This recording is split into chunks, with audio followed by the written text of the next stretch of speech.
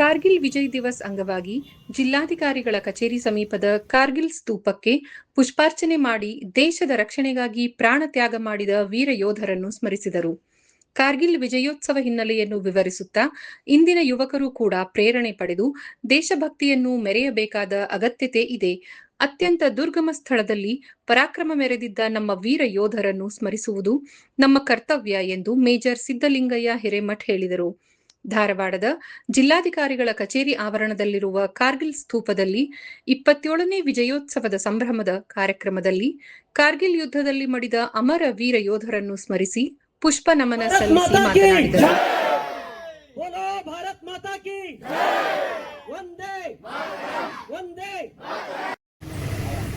ಸೈನಿಕರ ಶೌರ್ಯ, ತ್ಯಾಗ ಮತ್ತು ಬಲಿದಾನಗಳ ಪ್ರತೀಕ ಇವತ್ತಿನ ಈ ದಿನ ಆಪರೇಷನ್ ವಿಜಯ್ ದಿವಸ. 450ಕ್ಕೂ ಹೆಚ್ಚು ಅಧಿಕಾರಿ ಮತ್ತು ಸೈನಿಕರು, ನಮ್ಮ ದೇಶದ ಶೂರ ಸೈನಿಕರು ಈ ಯುದ್ಧದಲ್ಲಿ ತಮ್ಮ ಪ್ರಾಣವನ್ನು ಕೊಟ್ಟರು. ಅವರ ಹೆಸರೆಲ್ಲ ಬಹುಶಃ ಈ ದೇಶದ ಇತಿಹಾಸ ಇರುವವರಿಗೆ ಅಜರಾಮರ ಆಗಿರ್ತದೆ ಅಂತ ನಾನು ಭಾವಿಸ್ತೇನೆ. ನಮ್ಮ ಯುವ ಜನಾಂಗಕ್ಕೆ ಅವರು ಪ್ರೇರಣೆ ಆದರು. ದೇಶಕ್ಕಾಗಿ ನಾವು, ನಮಗಾಗಿ ದೇಶ ಅಲ್ಲ ಅನ್ನುವ ಒಂದು ಅಪ್ಪಟ ಪಂಕ್ತಿಯನ್ನು ಅವರು ಹಾಕಿ ಹೋದರು. ನನಗೂ ಸಹ ಸೈನ್ಯ ಸೇರಲಿಕ್ಕೆ ಅದೇ ಪ್ರೇರಣೆ ಆಯಿತು.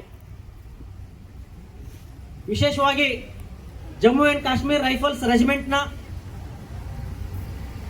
ಒಂದೇ ಯೂನಿಟ್ಗೆ 2 ಪರಮವೀರ ಚಕ್ರ ಆ ಯುದ್ಧದಲ್ಲಿ ಸಿಕ್ತು. ಕ್ಯಾಪ್ಟನ್ ವಿಕ್ರಮ್ ಬತ್ರಾ ಅವರು ಒಂದು ದಂತಕಥೆಯೇ ಆಗಿ ಹೋದರು.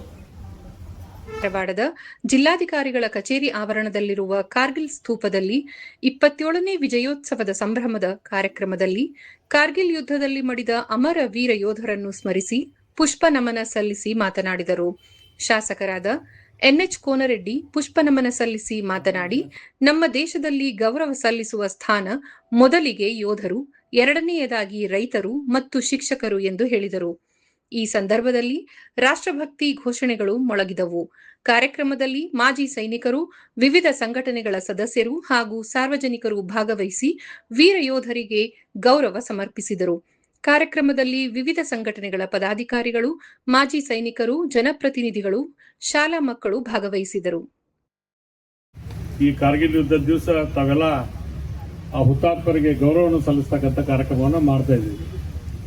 ನಮಗೆ ಈ ದೇಶದಲ್ಲಿ ನಾವು ಒನ್ನೆ ಏನಾರ ಗೌರವ ಸಲ್ಲಿಸ್ತಿದ್ರೆ ಅದು ನಮ್ಮ ದೇಶವನ್ನು ಕಾಯ್ತಕ್ಕಂಥ ಸೈನಿಕರಿಗೆ, ಎರಡನೇದಾಗಿ ರೈತರಿಗೆ, ಶಿಕ್ಷಣಕ್ಕನ್ನು ಕೊಡ್ತಕ್ಕಂಥ ಶಿಕ್ಷಕರಿಗೆ. ಇದಕ್ಕೆಲ್ಲ ಪೂರಕವಾಗಿ ನಾವೆಲ್ಲರೂ ಕೆಲಸ ಮಾಡ್ಕೊತ ಬಂದೇವಿ. ಇವತ್ತು ನನ್ನ ನವಲಗುಂದ ವಿಧಾನಸಭಾ ಕ್ಷೇತ್ರದಲ್ಲಿ ಕೂಡ ನವಲಗುಂದ ಮತ್ತು ಶೆಲೋಡಿಯಲ್ಲಿ ಒಂದು ಈ ಕಾರ್ಯಕ್ರಮವನ್ನು ಆಯೋಜನೆ ಮಾಡ್ಯಾರ ಮಾಜಿ ಸೈನಿಕರು. ನಮ್ಮಲ್ಲಿ ದೊಡ್ಡ ಸಂಖ್ಯೆಯಲ್ಲಿ ಅವರೆಲ್ಲರೂ ಬಹಳ ಗೌರವದಿಂದ ಇವತ್ತು ಮಾಡ್ತಕ್ಕಂಥ ಕೆಲಸವನ್ನು ಮಾಡೋದಕ್ಕೆ ನಾನು ಕೂಡ ಒಬ್ಬ ಶಾಸಕನಾಗಿ ಭಾಗವಹಿಸ್ಬೇಕಂತ ಪ್ರಯತ್ನ ಇರ್ತೈತಿ. ಹಿಂದೆ ಮೋಹನ್ ನಾಗಮ್ಮನವರು ಅದೆಲ್ಲ ಸೇರಿಕೊಂಡು ನಮ್ಮನ್ನು ಇಲ್ಲಿ ಇನ್ವಾಲ್ವ್ಮೆಂಟ್ ಮಾಡಿಸಿದ್ರು. ಅವಾಗ ಒಂದು ಕಾಲದಾಗ ಇಲ್ಲ ಇದು ಕಟ್ಟಲೇಬೇಕನ್ನುವಂಥ ವಿಷಯೊಳಗೆ ಭಾಳ ಜನ ಹಿರಿಯರದಕ್ಕೆ ಸಹಕಾರ ಮಾಡಿರಿ. ಇವತ್ತು ಒಂದೇ ಒಳ್ಳೆ ಸ್ಕೂಪ್ ಕಟ್ಟಿ ಇವತ್ತು ದೇಶಕ್ಕೆ ಒಂದು ಅಭಿಮಾನ ಎತ್ತಿ ಹೇಳ್ತಕ್ಕಂಥದ್ದು. ಧಾರವಾಡದಲ್ಲಿ ಕೂಡ ನಮ್ಮ ಈಗ ಕಾರ್ಗಿಲ್ ಯುದ್ಧದಲ್ಲಿ ಮೃತರಾದವರಿಗೆ, ಹುತಾತ್ಮರಾದವರಿಗೆ ಗೌರವ ಸಲ್ಲಿಸ್ತಕ್ಕಂಥ ಕಾರ್ಯಕ್ರಮನ ಆಯೋಜನೆ ಮಾಡಿರಿ. ಅವರ ಮಾರ್ಗದರ್ಶನ ವ್ಯವಸ್ಥೆ ನಮಗೆಲ್ಲರಿಗೂ ಮಾರ್ಗದರ್ಶನವಾಗಲಿ ಅನ್ನುವಂಥ ಮಾತನ್ನು ಹೇಳಿ